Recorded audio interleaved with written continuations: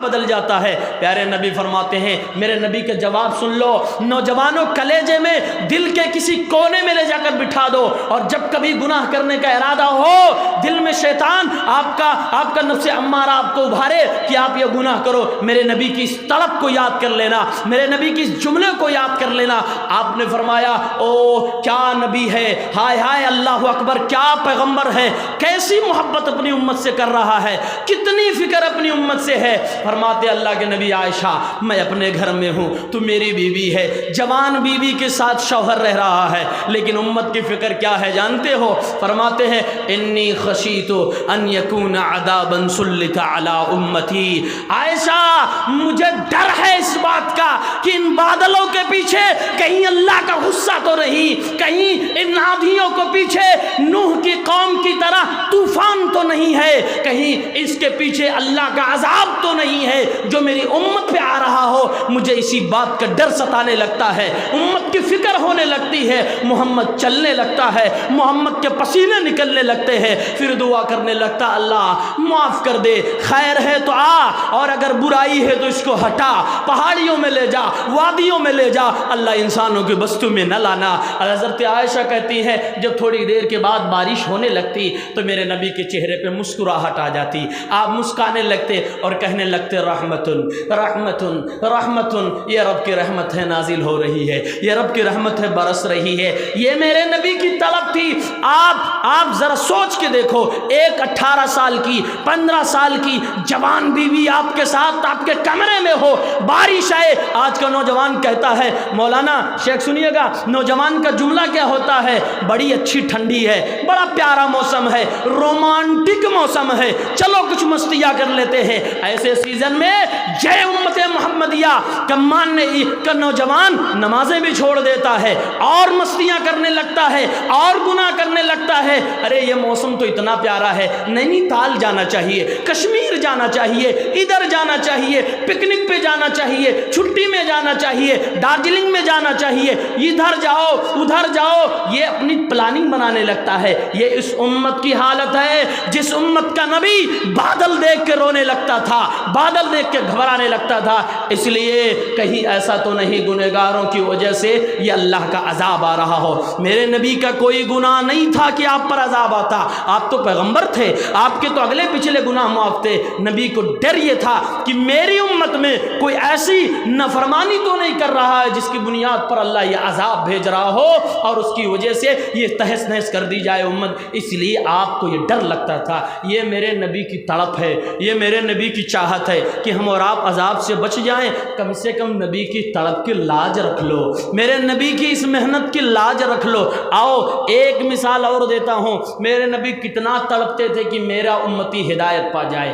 اس دنیا میں جو پیدا ہوا، نبی کی زندگی کو پایا، نبی کا دور پایا، اسلام کو پایا، اللہ کے نبی کی ایک ہی طلب تھی کہ وہ ہدایت پہ آ جائے۔ بڑی واضح مثال، شیخ طائف سے واقعے سے زیادہ بڑی مثال نبی کی طلب کی مجھے نہیں ملی۔ اور بھی مثالیں ہیں کتابوں میں، لیکن واقعہ طائف جس میں نبی نے اپنے کلیجے کو نکال کے باہر رکھ دیا۔ بخاری شریف کتاب و بدیل الخلق 3231 نمبر میں روایت ہے، اور دیگر حدیث کی کتابوں میں تفصیل سے، سیرت کی کتابوں میں تفصیل سے۔ پیارے نبی صلی اللہ علیہ وسلم کو مکے کے لوگوں نے نا امید کر دیا۔ اللہ کے نبی مکہ چھوڑ کے طائف چلے گئے، تقریباً 80-90 کلومیٹر کا فاصلہ اللہ کے نبی پیدل چل کر گئے۔ آپ ایک نبی کی طرف میں بتا رہا ہوں، نبی علیہ الصلوۃ والسلام کی محنت بتا رہا ہوں۔ امتیوں، نبی کے ماننے والوں، نبی سے محبت ہے تو ذرا لاج رکھ لینا، میرے نبی کی محنت بتا رہا ہوں۔ اللہ رب العالمین، اللہ کے نبی صلی اللہ علیہ وسلم مکے سے نکلے، اپنے ساتھ میں ایک صحابی کو لیا، کھانے کے لیے چند سامان لیا، پیارے نبی پیدل 90 کلومیٹر تقریباً چل کے گئے۔ 90 کلومیٹر چلنے کے بعد پیارے نبی صلی اللہ علیہ وسلم نے لوگوں کو دعوت دینا شروع کیا، میں اللہ کا نبی ہوں، مجھے اللہ کا رسول مان لو، ایک اللہ کی عبادت کرو، 3 لوگ ملے، 3 میں سے ایک نے جواب کیا دیا؟ جواب سنو، 90 کلومیٹر اگر کوئی چل کے کہیں جائے کسی کو سمجھانے کے لیے اور وہ نہ مانے تو فطری طور سے بڑی تکلیف ہوتی ہے۔ میرے بھائیوں، آج اللہ کی نعمت ہے کہ ہم ابھی آدھا کلومیٹر کی دوری پر قیام گاہ میں تھے۔ آپ لوگوں کا پیار ہے، اللہ رب العالمین کا، اللہ کا احسان ہے، علم کی برکت ہے کہ آپ وہاں سے بھی مجھے اور ہمارے علماء کرام کو اب اسٹیج پر گاڑی سے لے کے آتے ہو۔ میرے نبی کی طرف دیکھو، آپ کی محنت دیکھو، 90 کلومیٹر تقریباً پیدل چل کے پیغمبر جاتا ہے، اور پیغمبر جب پہنچتا ہے طائف کی وادیوں میں، ایک آدمی ملتا ہے، کہتا ہے پیغمبر محمد رسول اللہ، کہتے ہیں مان جاؤ۔ وہ کہتا ہے تو نبی ہے، تو نبی ہے، اگر تو نبی ہے تو میرے اوپر اللہ کی لعنت برسے، میں خانہ کعبہ کی چادر پھاڑ دوں۔ مطلب یہ کہ اگر تجھے میں نبی مان لوں اس سے بہتر ہے کہ میں مر جاؤں۔ نبی علیہ السلام کو برا لگا۔ دوسرا کہنے لگا جا تیرے علاوہ کوئی اور نہیں ملا تھا جس کو اللہ نبی بناتا۔ ارے تیرے خاندان میں بڑے بڑے لوگ تھے، ابو جہل، ابو لہب، ادھر طائف کی بستیوں میں بڑی بڑی ہستیاں تھی، اللہ کسی اور کو نبی بنا دیتا، تو ہی ملا تھا جس کا باپ نہیں، ماں نہیں۔ اللہ کے نبی کو تانا بھی دیا گیا۔ تیسرے نے بھی اسی طرح کا اوٹ پٹانگ کا جواب دیا، اور اللہ کے نبی صلی اللہ علیہ وسلم کی تینوں میں سے کسی نے بھی بات نہ مانی۔ اللہ کے نبی کہنے لگے، او طائف کے سرداروں، آپ تینوں میں سے اگر کوئی میری بات کو نہیں مانتا ہے، مجھے اس کی تکلیف نہیں، میں نے حجت قائم کر دی، میں نے اللہ کا پیغام پہنچا دیا، لیکن ہاں میری ایک ریکویسٹ ہے، میری ایک گزارش ہے کہ یہ بات دوسروں کو نہ بتانا، بلکہ اپنے تک محدود رکھنا کہ میں نے تم سے کچھ کہا اور تم لوگوں نے منع کر دیا ہے۔ ان لوگوں نے نبی علیہ السلام کی یہ بات بھی نہ مانی، لوگوں کو بتانا شروع کر دیا۔ اللہ کے نبی اس طائف کی بستی میں 10 دن تک رہتے ہیں، اور 10 دن تک لوگوں کو بتلاتے پھرتے ہیں، اللہ کی دعوت دیتے ہیں، قرآن کی دعوت دیتے ہیں، رب العالمین کی عبادت کی طرف بلاتے ہیں۔ 10 دن کی محنت میں ایک آدمی بھی میرے نبی کی بات کو ماننے والا نہیں ملا۔ اللہ کے نبی صلی اللہ علیہ وسلم جب 10 دن گزر جاتا ہے، کوئی آپ کی بات پہ لبیک نہیں کہہ رہا ہے، پیارے نبی یہ فیصلہ کرتے ہیں، او زید بن حارثہ، چلو یہ بستی والے ہماری بات نہ مانیں گے، واپس چلو مکہ چلتے ہیں۔ ادھر اندر سے پلاننگ بن چکی تھی کہ یہ آدمی جو آیا ہے آج 10 دن سے تبلیغ کر رہا ہے، اس کو مزہ چکھا کے ہی بھیجیں گے، اور باشوں کو، بدماشوں کو، چھوٹے چھوٹے بچوں کو ان لوگوں نے سکھا پڑھا کر لگا دیا۔ پیارے نبی جب آنے لگے تو آپسی میں میرے نبی صلی اللہ علیہ وسلم کو گالیاں ملنے لگی، آپ کو لوگ مارنے لگے، پتھر پھینک کر مارنے لگے۔ علامہ صفی الرحمن مبارک پوری رحمت اللہ علیہ اپنی کتاب الرحیق المختوم میں لکھتے ہیں، میرے نبی کو 2 سڑک کے کنارے پر یہ دشمن کھڑے ہیں اور گالیاں بھی دے رہے ہیں، تانے بھی برسا رہے ہیں۔ زخم سے زیادہ زبان سے جو جملہ نکلتا ہے وہ خطرناک ہوتا ہے۔ میرے نبی کو زخم سے، زبان سے بھی زخمی کر رہے تھے، پتھر بھی مار رہے تھے۔ میرے نبی کو پتھر جب مارے جانے لگے، محمد الرسول اللہ کے بدن میں پتھر لگتے گئے، خون بہنا شروع کیا، آپ صلی اللہ علیہ وسلم کی ایڑی خون سے بہ پڑی اور خون بہنے لگا۔ پیارے نبی اب بھی پیدل چل رہے ہیں، آپ کے ساتھ میں جو آپ کے پیارے ساتھی زید بن حارثہ ہے، کبھی دائیں آتے ہیں کبھی بائیں آتے ہیں۔ او طائف والوں، تمہیں پتہ نہیں یہ کون سی ہستی ہے، یہ کون سے پیغمبر ہے، یہ کون سی مخلوق ہے، تمہیں اس کی اہمیت نہیں معلوم۔ حضرت زید بن حارثہ کبھی ادھر سے روکتے کبھی ادھر سے روکتے، اللہ کے نبی کا ڈیفنس کرتے، لیکن اکیلا آدمی کیا کرتا؟ جب سینکڑوں لوگ مارنے والے ایک بچانے والا کیا کر لیتا؟ محمد الرسول اللہ کو خوب زخمی کیا گیا، زید بن حارثہ کے سر میں بھی پتھر لگے، وہ بھی زخمی ہو گئے۔ اللہ کے نبی طائف کی بستی سے تقریباً 5 کلومیٹر باہر مار کھاتے ہوئے جا رہے ہیں، پتھر کھاتے ہوئے جا رہے ہیں۔ پیارے نبی ایک باغ میں جاتے ہیں، وہاں بیٹھ جاتے ہیں۔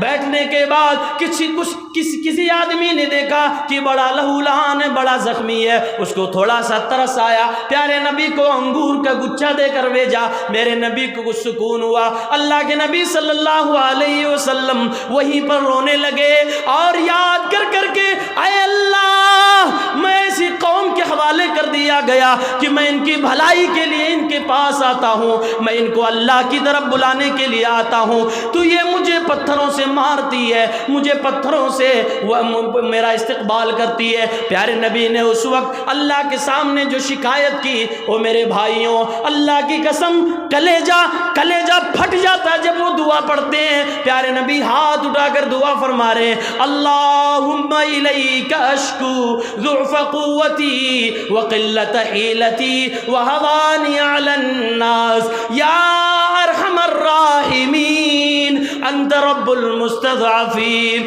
انت ربی۔ فرمایا پیارے نبی نے، اے اللہ یہ محمد الرسول اللہ یہ تیرا محبوب ہے جس کو تو نے پیغمبر بنا کے بھیجا ہے۔ اے رب العالمین میں اپنی کمزوری کی شکایت کرتا ہوں، اے اللہ میں اپنی بے بسی کی شکایت کرتا ہوں، اے اللہ آج ان لوگوں نے جو میرے ساتھ بدسلوکی کی ہے اے اللہ اس کی میں تجھ سے شکایت کرتا ہوں۔ اے کمزوروں کے رب تو میرا بھی رب ہے۔ آج محمد کمزور ہو گیا، آج محمد کی ہمت جواب دے گئی، آج محمد زخمی ہے، لہو لہان ہے، غموں کا پہاڑ ٹوٹ گیا ہے۔ 10 دن کی محنت میں ایک بھی آدمی ایمان نہ لایا، پھر بھی اللہ کے نبی دعا میں کہتے ہیں ان لم یکن بک علی غضب فلا ابالی۔ میرے نبی فرماتے ہیں اے اللہ ان سب چیزوں کے باوجود 10 دن کی تبلیغ کے بعد ایک بھی ایمان نہیں لایا، اللہ مجھے تکلیف نہیں، اے اللہ لوگوں نے مجھے پتھروں سے مارا، اے اللہ مجھے اس کی پرواہ نہیں، اگر تم مجھ سے راضی ہے اے اللہ کہیں یہ تیرا غصہ تو نہیں جو میرے اوپر ٹوٹ رہا ہے۔ ان لم یکن بک علی غضب فلا ابالی، اے اللہ اگر تم مجھ سے ناراض نہیں ہے تو یہ پتھر بھی مجھے برداشت ہے، یہ لوگوں کی گالیاں بھی مجھے برداشت ہے۔ اے اللہ الی من تکلنی، اے اللہ کس قوم کے حوالے تو نے مجھے کر دیا، اے اللہ یہ تو مارنے والی قوم ہے، اے اللہ یہ تو گالیاں دینے والی قوم ہے۔ پیارے نبی اللہ کو دعا کرنے لگے، اللہ رب العالمین سے مدد مانگنے لگے، اللہ سے شکایت کرنے لگے۔ ادھر رب العالمین ساری کائنات کے چپے چپے ذرے ذرے سے واقف ہے، اللہ جبرائیل کو بھیجتا ہے، اے جبرائیل جاؤ یہ پہاڑوں کا فرشتہ اپنے ساتھ لے کر جاؤ، میرے پیغمبر نے میرے محبوب نے مجھے پکارا ہے۔ حضرت جبرائیل آسمان سے زمین پر اتر گئے، پیارے نبی صلی اللہ علیہ وسلم بے ہوش کے حالت میں پڑے، ہوش آتے ہیں، پیارے نبی دیکھ رہے ہیں، آپ اپنی آنکھوں کے سامنے دیکھتے ہیں کہ ایک بدلی چھائی ہوئی ہے۔ پیارے نبی فرماتے ہیں کہ میں نے آنکھ کھولی تو میں نے جبرائیل کو دیکھا، جبرائیل کہنے لگے او پیغمبر محمد الرسول اللہ صلی اللہ علیہ وسلم میں حاضر ہوں، اللہ نے مجھے بھیجا ہے، یہ میرے بغل میں یہ پہاڑوں کا فرشتہ ہے۔ اللہ کے نبی صلی اللہ علیہ وسلم فرماتے ہیں وہ پہاڑوں کا فرشتہ مجھے سلام کرتا ہے اور کہتا ہے او نبی کے محبوب، او محمد الرسول اللہ، او در یتیم جس کا باپ بھی بچپن میں دنیا سے چلا گیا، ماں بھی 6 سال کی عمر میں، ماں بھی چند سالوں کی عمر میں چلی گئی، فرشتہ کہتا ہے او اللہ کے پیغمبر اللہ نے مجھے بھیجا ہے، اگر آپ حکم دو تو یہ طائف والوں کو 2 پہاڑوں کو بیچ میں رکھ کر پیس ڈالوں، سب کو ختم کر ڈالوں۔ میرے نبی پہاڑ کے فرشتے کو دیکھتے، جبرائیل کو دیکھتے، میرے نبی کی اخلاق کریمانہ پہ قربان جاؤ، او محمد الرسول اللہ کی طلب پہ قربان جاؤ، کتنا دل میں امت کے تعلق سے خیر خواہی بھری تھی۔ آپ کہنے لگے ارجو ان یخرج اللہ من اصلابہم من یعبد اللہ ولا یشرک بہ شیئا۔ اے جبرائیل جاؤ، اے پہاڑ کے فرشتے جاؤ، مجھے تمہاری مدد کی ضرورت نہیں، میں بدلہ لینے والوں میں سے نہیں ہوں، ان لوگوں نے مجھے مارا ہے، ان لوگوں نے مجھے تکلیف دی ہے، میں ان کو معاف فرماتا ہوں۔ پیارے نبی فرماتے ہیں جاؤ یہ آج ایمان نہیں لاتے تو ان کی نسل میں سے جو لوگ پیدا ہوں گے ہو سکتا ہے وہ لوگ ایمان لے آئیں اور اللہ کی توحید کو قبول کر لیں، شرک سے باز آ جائیں۔ میرے نبی کی امید بالکل سچی تھی۔ او لوگوں جن کو سعودی عرب جانے کا اتفاق ہوا ہے، جاؤ آج طائف کی بستیوں کو دیکھ لو، رب کعبہ کی قسم ہے جس نے بھی سیرت کی کتابوں میں یہ واقعہ پڑھا ہوگا اور وہ طائف میں جا کے ایک بار دماغ کو زور دے کر اس واقعے کو کو سوچنے لگے گا اے اللہ یہ وہی بستی ہے, یہ اسی لوگ ہیں جنہوں نے میرے نبی کو پتھروں سے مارا تھا, میرے نبی انہی گلیوں میں سے گزرے تھے, یہیں پر کہیں جا کر میرے نبی نے اللہ سے شکایت کی تھی. اللہ کی قسم ہے جب اگر سیرت کی کتابوں کے اندر موجود اس واقعے کو جا کے دیکھے ہوگے اور دوسری طرف کان میں آواز آئے گی اللہ اکبر اللہ اکبر, اب مسجدوں کے مناروں سے وہ توحید کی سزا جب گونجنے لگتی ہے, جب مسجدوں سے اذان ہونے لگتی ہے, مجھے کہنا پڑتا ہے اور وہاں پر جانے والا ہر بندہ کہتا ہے او نبی اس دن اگر تو نے کہہ دیا ہوتا کہ ہاں انہیں مار ڈالو, پہاڑوں کے بیچ میں انہیں پیس ڈالو, اے نبی تیری سوچ کتنی اعلیٰ تھی, تو کتنا پوزیٹیو سوچنے والا تھا. میرے نبی نے کہا نہیں نہیں چھوڑ دو ان کو, ان کی نسل آئے گی وہ اللہ پر ایمان لا سکتی ہے, وہ اللہ کی توحید کو قبول کر سکتی ہے. اگر میرے نبی وہاں کہتے تھے آج وہ بستی ختم ہو جاتی, آج بستی کو دیکھو اللہ کی توحید کے نعرے وہاں سے بلند ہوتے, وہ بستی مسلمانوں کی بستی بن گئی. وہاں پر جا کر دل منور ہونے لگا, ابن عباس کی لائبریری دیکھنے کو مل جاتی. اور میرے بھائیوں طائف کی بستی کو سعودی عرب کا کشمیر کہا جانے لگا. وہ میرے نبی کی کیا تمنا, کیا اچھی امید تھی, یہ میرے نبی کی طلب تھی. اس طرح کی قربانیوں کو یاد کرو میرے بھائیوں, کیا کیا آپ نے قربانی دی ہے. رات کو اٹھ کے میرا نبی روتا تو میرے لیے, آپ کے لیے, ان نوجوانوں کے لیے روتا ہے. ہم اور آپ دن رات 24 گھنٹے میں ایک دن میں 2400 گناہ کرتے ہوں گے, ایک دن میں نہ جانے کتنے گناہ کرتے ہیں. کبھی ہمیں یاد نہیں آتا جس نبی کا کلمہ پڑھ رہا ہوں اس نبی نے ہم کو جہنم سے بچانے کے لیے کیا کیا ہے. کبھی اس نبی کی محنتوں کی لاج رکھ لیا کرو. اللہ کو ترس آ جاتا تھا. قرآن پاک سورہ کہف کی آیت نمبر 6 میں اللہ نے کہہ دیا لعلک باخع نفسک ان لم یکونوا بہذا الحدیث اسفا, اے نبی لگتا ہے تو آپ اپنے آپ کو برباد کر ڈالو گے اگر یہ لوگ آپ کی بات پر ایمان نہ لائے. اگر حدیث پاک قرآن مجید پر ایمان نہ لائے تو آپ خود کو برباد کر ڈالو گے. اتنی پریشان, رب کو ترس آ گیا میرے نبی پر. اللہ تبارک و تعالیٰ نے میرے نبی کی محنتوں کی لاج رکھ لی اور وعدہ دیا نبی اے پیغمبر کل قیامت کے دن جو سارے نبی کہہ رہے ہوں گے نفسی نفسی, مجھے اپنی پڑی, میں اپنی فکر کر رہا ہوں, دنیا کہاں گئی مجھے نہیں پتا. سارے نبی جب یہ کہہ کر جواب دیں گے میرے نبی کو یہ موقع ملے گا, ایک وعدہ ملے گا, اللہ کے سامنے سجدے میں گر جاویں گے اور اللہ تعالیٰ کی تعریف کریں گے. رب العالمین فرمائے گا او پیغمبر او میرا محبوب ارفع راسک, سر اٹھاؤ, ارفع راسک سل تعطا,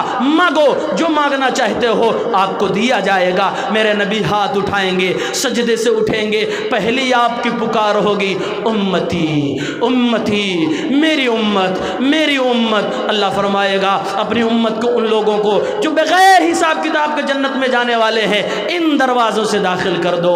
وہ لوگوں میرے نبی کی قربانیوں کی لاج رکھ لو, لاج رکھ لو. کسی بھی گناہ کرنے سے پہلے ایک بار سوچ لو کہ میرے نبی صلی اللہ علیہ وسلم کو تکلیف تو نہیں ہوگی. میرے نبی صلی اللہ علیہ وسلم کو اس وقت بھی تکلیف ہوتی تھی جب آپ کے ماننے والے پر کسی پر دنیا میں عذاب آتا تھا, دنیا میں کوئی تکلیف پہنچتی تھی, آپ اس وقت بھی تکلیف محسوس کرتے تھے.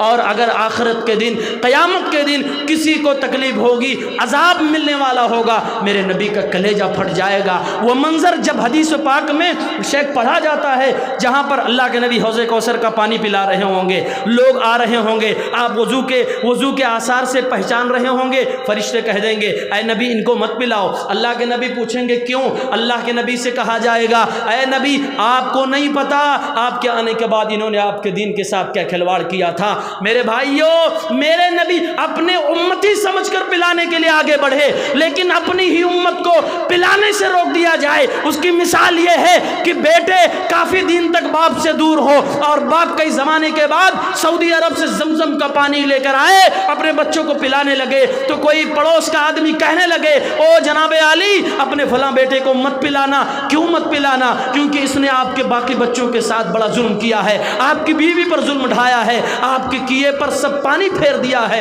باپ کہے گا نہیں پلاؤں گا۔ میرے بھائیوں، باپ کی محبت بچے سے ہوگی۔ میرے نبی صلی اللہ علیہ وسلم کو جب منع کر دیا جائے گا، میرے نبی کہیں گے غصے میں، جاؤ میری نظروں سے ہٹ جاؤ، تم نے میرے بعد میرے دین کو بدل دیا۔ میرے بھائیوں، نبی کے دین کے ساتھ کھلواڑ نہ کرو، نبی کی دین کی ویلیویشن کو سمجھو۔ اور میں ایک جملہ دے کے جاتا ہوں، نبی کی محنتوں کی لاج رکھ لو، نبی کی محنتوں کی لاج رکھ لو، اور نبی کی قربانیوں کو بیکار نہ جانے دو۔ میرے نبی نے جو پریشانیاں صحیح ہیں وہ بیکار نہ جانے دو۔ آپ نے بھوکا رکھ کے ہم کو ہدایت پہ لانے کی کوشش کی ہے۔ گھر کے اندر جلنے والی ہڈیے میں اونٹ کی اوجھڑی پڑائی ڈالی گئی، پھر بھی برداشت کیا، گلے میں کپڑے ڈال کے کسے گئے، وہ ہمارے لیے کیا۔ آپ نبی کی قربانیوں کو برباد نہ ہونے دو۔ میں انہی چند باتوں پر اپنی بات ختم کرتا ہوں۔ اللہ رب العالمین سے دعا کرتا ہوں، اے پروردگار عالم، جس طرح سے ہم تیرے نبی کے کلمہ پڑھتے ہیں ہمیں اس پر کھرا اترنے کی توفیق دے۔ اللہ کے نبی کے احکام، آپ کے فرامین پر عمل کرنے کی توفیق عنایت فرما دے، آمین یا رب العالمین۔ وآخر دعوانا ان الحمد للہ رب العالمین، والسلام علیکم ورحمۃ اللہ وبرکاتہ۔